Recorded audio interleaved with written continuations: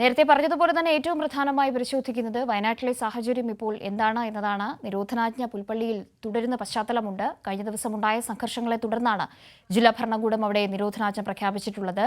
ഈ അക്രമ സംഭവങ്ങളിൽ ജാമ്യമില്ലാ വകുപ്പുകൾ പ്രകാരം പോലീസ് കേസെടുത്തിട്ടുണ്ട്. കണ്ടാലറിയുന്ന 100ഓളം പേർക്കെതിരെയാണ് case. Wayanad M P Rahul Gandhi കാട്ടാന ആക്രമണങ്ങളിൽ കൊല്ലപ്പെട്ടവരുടെ വീടുകൾ ഇന്ന് സന്ദർശിക്കും. ഇതിനിടെ ഓപ്പറേഷൻ ബേലൂർ മഖനയും തുടരുന്നുണ്ട്. 8ാം ദിവസത്തിൽ ദൗത്യം ഇപ്പോൾ പുരോഗമിക്കുകയാണ്. അനൂപ് വയനാട്ടിൽ നിന്ന് ഇപ്പോൾ കൂടുതൽ വിവരങ്ങളുമായി ചേരുന്നുണ്ട്. Good morning Anoop. Good morning Kavya. ഒരുപാട് തിരക്കുകളുള്ള ദിവസമാണ്. നിരോധനാജ്ഞ മുന്നോട്ട് പോകുന്നുണ്ട്. വയനാട് എം പി അടക്കമുള്ളവർ ഇന്ന് അവിടെ സ്ഥലത്തുണ്ട്. ഏറ്റവും പ്രധാനപ്പെട്ട കാര്യം വീണ്ടും പുൽപ്പള്ളിയെ ഭീതിയിലാഴ്ത്തിക്കൊണ്ട് വീണ്ടും കടുവയുടെ ആക്രമണം ഉണ്ടായിരിക്കുന്നു എന്ന വളരെ പ്രധാനപ്പെട്ട ഒരു വാർത്ത ഇപ്പോൾ വരുന്നുണ്ട്. എങ്ങനെയാണ് ഇപ്പോൾ അവിടെ ഈ കാര്യങ്ങളൊക്കെയും തുടരുന്നത്, നടപടിക്രമങ്ങൾ മുന്നോട്ട് പോകുന്നത്? കാവ്യ, വയനാട്ടിൽ പൊതുവിൽ നമ്മൾ മുൻപൊന്നും അധികം കാണാത്ത വിധത്തിലുള്ള അസാധാരണ സംഭവങ്ങളുടെ ഒരു തുടർച്ച തന്നെയാണ് ഉണ്ടാവുന്നത്. അത് പ്രധാനമായും വന്യമൃഗാക്രമണങ്ങളുമായി ബന്ധപ്പെട്ടാണ്. കഴിഞ്ഞ ദിവസം നമുക്കറിയാം, ഈ പോളിൻ്റെ കുറുവയിലെ വനസംരക്ഷണ സമിതിയിലെ താൽക്കാലിക ജീവനക്കാരനായിരുന്ന പോളിൻ്റെ മൃതശരീരം എത്തിച്ചതും അത് പ്രതിഷേധത്തിൽ വെച്ചതും അതുമായി തുടർന്ന് നടന്നിട്ടുള്ള വലിയ സംഘർഷങ്ങളുമെല്ലാം MLA-മാരെ കയ്യേറ്റം ചെയ്യുന്ന നടപടികളിലേക്ക് ഒരു വിഭാഗം പ്രതിഷേധക്കാർ നീങ്ങി പോലീസുകാരെ ആക്രമിച്ചു. വനവകുപ്പിൻ്റെ വാഹനം തകർക്കുകയും വനവകുപ്പ് ഉദ്യോഗസ്ഥരെ തടഞ്ഞുവെക്കുകയും ചെയ്തു. ഇതെല്ലാം ഒരു സംഘർഷാവസ്ഥയിലേക്ക് കാര്യങ്ങളെ നീക്കിയിരുന്നു. അതിൻ്റെ അടിസ്ഥാനത്തിൽ ഇപ്പോൾ പോലീസ് കേസ് രജിസ്റ്റർ ചെയ്തിരിക്കുന്നു എന്നുള്ളതാണ് ഏറ്റവും പുതിയ വിവരം.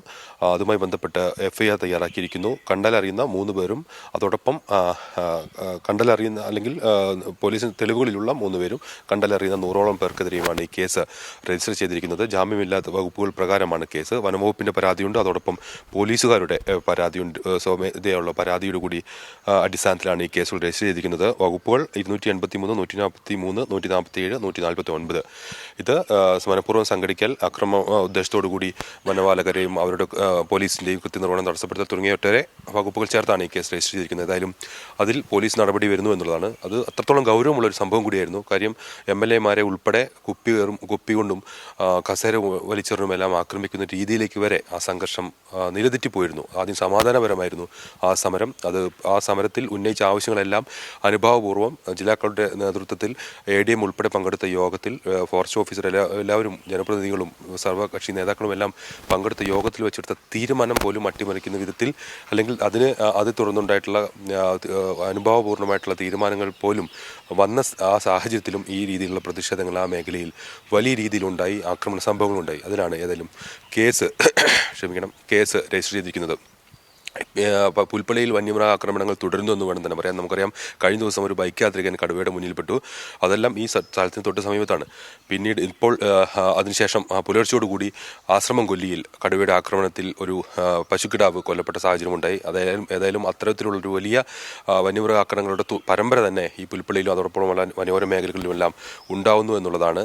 ഈ ആശ്രമം കൊല്ലിയിലെ കടുവയ്ക്കായുള്ള തെരച്ചിൽ കഴിഞ്ഞ ദിവസം രാത്രി തന്നെ വനവകുപ്പ് ഉദ്യോഗസ്ഥർ ആരംഭിച്ചു. അത് ഇന്നും തുടരും. അതോടൊപ്പമാണ് ഈ ബേലൂർ മഗ്നയുടെ കാര്യം. നേരത്തെ കവി സൂചിപ്പിച്ച ബേലൂർ മഗ്നയുടെ ദൗത്യം ഏതാണ്ട് ഒരാഴ്ച പിന്നിടുകയാണ്. ഇതുവരെയും ബേലൂർ മഗ്നയെ പിടികൂടാനായിട്ടില്ല. അതിൻ്റെ പ്രധാനപ്പെട്ട കാരണം ആ സവിശേഷമായിട്ടുള്ള മേഖല ആണ്. അതായത് ഈ കാട്ടിക്കുളം മുതൽ പനവല്ലി തിരുനെല്ലി വനമേഖലകളിൽ ഈ വലിയ അടിക്കാടുകളും അതിൻ്റെ ചെങ്കുത്തായ ഭൂപ്രകൃതിയുമെല്ലാം ഈ കാട്ടിനുള്ളിൽ വെച്ച് ഈ ബേലൂർ മഗ്നയെ പിടികൂടാനുള്ള ശ്രമങ്ങൾക്ക് തിരിച്ചടിയാണ്.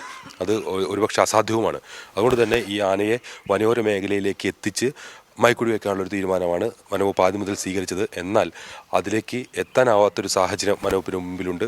ഒരു 50 മീറ്ററൊക്കെ ഡിസ്റ്റൻസിലേക്ക് എത്തിയാൽ മാത്രമേ ഈ ആനയെ മയക്കുടി വയ്ക്കാൻ പറ്റുള്ളൂ. അതാണ് ഈ കാടിൻ്റെ ഒരു സ്വഭാവം. എന്നാൽ 50 മീറ്ററേക്ക് എത്താൻ സാധിക്കുന്നില്ല. അതിനോടൊപ്പം മറ്റൊരു മോഴയാനയും മറ്റു വന്യമൃഗങ്ങളും ഈ കാട്ടിലുണ്ട്.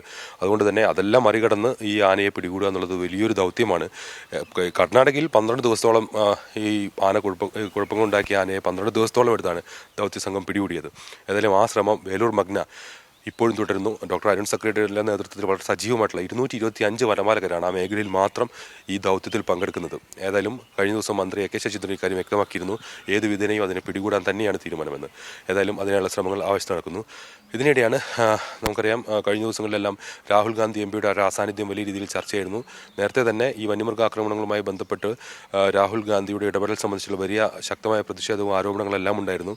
ഈ ലോക്സഭയിൽ അല്ലെങ്കിൽ കേന്ദ്രത്തിൻ്റെ ശ്രദ്ധയിൽ സംസ്ഥാന സർക്കാർ സമർപ്പിച്ച പദ്ധതിക്ക് വേണ്ടിയുള്ള ഒരു ആവശ്യം ഉന്നയിക്കുന്നതിന് പോലും രാഹുൽ ഗാന്ധിക്ക് സാധിച്ചില്ല തുടങ്ങിയ വിമർശനങ്ങൾ വലിയ ശക്തമായി ഉയരുകയും ജനപ്രതിനിധികൾക്കുള്ള നേരെ ആ പ്രതിഷേധം മാറുകയും എല്ലാം ഉണ്ടായിരുന്നു. ഏതായാലും അതിൻ്റെ അടിസ്ഥാനത്തിൽ രാഹുൽ ഗാന്ധി ഇന്ന് വയനാട് മണ്ഡലം സന്ദർശിക്കുന്നു, അല്ലെങ്കിൽ ഈ വീടുകൾ ആനയുടെ ആക്രമണത്തിൽ കൊല്ലപ്പെട്ട വീടുകൾ സന്ദർശിക്കുന്നു എന്നുള്ളത് ഇന്ന് നടക്കാൻ പോകുന്ന ഒരു കാര്യമാണ്. അല്പസമയത്തിനകം കണ്ണൂരിൽ നിന്ന് രാഹുൽ ഗാന്ധി ആദ്യം ചാലിഗദ്ദയിലെ അജിയുടെ വീട്ടിലേക്കും പിന്നീട് പാക്കത്തെ പോളിൻ്റെ വീട്ടിലേക്കും എത്തും. അതാണ് രാഹുൽ ഗാന്ധിയുടെ സന്ദർശന പരിപാടി. അതിനുശേഷം അവലോകന യോഗം കൽപ്പറ്റയിൽ നടക്കും. ഉച്ചയ്ക്ക് ശേഷം അദ്ദേഹത്തിന് മടങ്ങിപ്പോവുകയും ചെയ്യും. ഇതാണ് രാഹുൽ ഗാന്ധിയുടെ പരിപാടി. ഏതായാലും വയനാട് ഇത്തരത്തിലുള്ള ഒട്ടേറെ സംഭവങ്ങളിലൂടെ കടന്നു പോവുകയാണ്. മുഖ്യമന്ത്രി തല ഒരു യോഗം കഴിഞ്ഞ ദിവസം ഇതുമായി ബന്ധപ്പെട്ട് അടിയന്തരമായി വിളിച്ചു ചേർത്തിരുന്നു. അതിൻ്റെ അടിസ്ഥാനത്തിൽ സജീവമായ ക്രിയാത്മകമായിട്ടുള്ള ചില നിർദ്ദേശങ്ങൾ ഈ യോഗം മുന്നോട്ട് വയ്ക്കുകയും ഈ പ്രദേശങ്ങളിൽ കൂടുതൽ ക്യാമറകൾ സ്ഥാപിക്കാനും ഇതിൽ പ്രത്യേക മോണിറ്ററിംഗ് സംവിധാനം ഉണ്ടാക്കാനും എല്ലാം മുഖ്യമന്ത്രിയുടെ നേതൃത്വത്തിൽ നടന്ന യോഗത്തിൽ തീരുമാനമായിരുന്നു. ഏതായാലും ആ തീരുമാനങ്ങളുടെ അടിസ്ഥാനത്തിൽ 20-ന് മന്ത്രിതല സംഘം വയനാട്ടിലേക്ക് എത്തുകയാണ്. അതിൽ റവന്യൂ മന്ത്രിയുണ്ട്, വനം വകുപ്പ് മന്ത്രിയുണ്ട്, അതോടൊപ്പം തദ്ദേശ സ്വയംഭരണ വകുപ്പ് മന്ത്രിയുണ്ട്.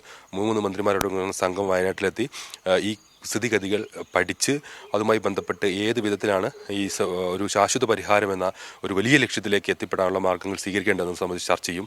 ജനപ്രതിനിധികളുമായും അതോടൊപ്പം ഉദ്യോഗസ്ഥ സംവിധാനവുമായും വിവിധ വകുപ്പുകളുമായും എല്ലാം ഈ മന്ത്രിതല സംഘം ചർച്ച നടത്തും. ഏതായാലും ഇതെല്ലാമാണ് വയനാട്ടിൽ പൊതുവിൽ ഇതുമായി ബന്ധപ്പെട്ട് നടക്കുന്നത്. നേരത്തെ ചോദിച്ചതുപോലെ തന്നെ അനൂപ്, മറ്റൊരു സാഹചര്യം ഉണ്ടായത് വീണ്ടും നേരത്തെ തന്നെ കടുവയുടെ ആക്രമണം ഉണ്ടായ പ്രദേശത്തിന് സമീപത്ത് അത്തരത്തിലൊരു ആക്രമണം, ഒരു പശുക്കിടാവിനെ കൊന്നതായി ബന്ധപ്പെട്ട വാർത്തകൾ ഇപ്പോൾ വരുന്നുണ്ട്. ഇത് സംബന്ധിച്ച സ്ഥിരീകരണം എന്താണ്? 2 സംഭവങ്ങളാണ് കഴിഞ്ഞ ദിവസം ഉണ്ടായത്. അത് ഈ ആശ്രമകൊല്ലിയും പരിസര പ്രദേശങ്ങളുമായി ബന്ധപ്പെട്ടാണ്. പുൽപ്പള്ളിയിൽ തന്നെ അത് കഴിഞ്ഞ ദിവസം ഒരു യുവാവ് അദ്ദേഹം ബൈക്കിൽ വീട്ടിലേക്ക് വരുന്നതിനിടെയാണ് ആക്രമണം ഉണ്ടായത്. അദ്ദേഹത്തിൻ്റെ തന്നെ വാക്കുകളിൽ അത് തലനാരിഴയ്ക്കാണ് അദ്ദേഹം ഈ ആക്രമണത്തിൽ രക്ഷപ്പെട്ടതെന്ന് പറയാം.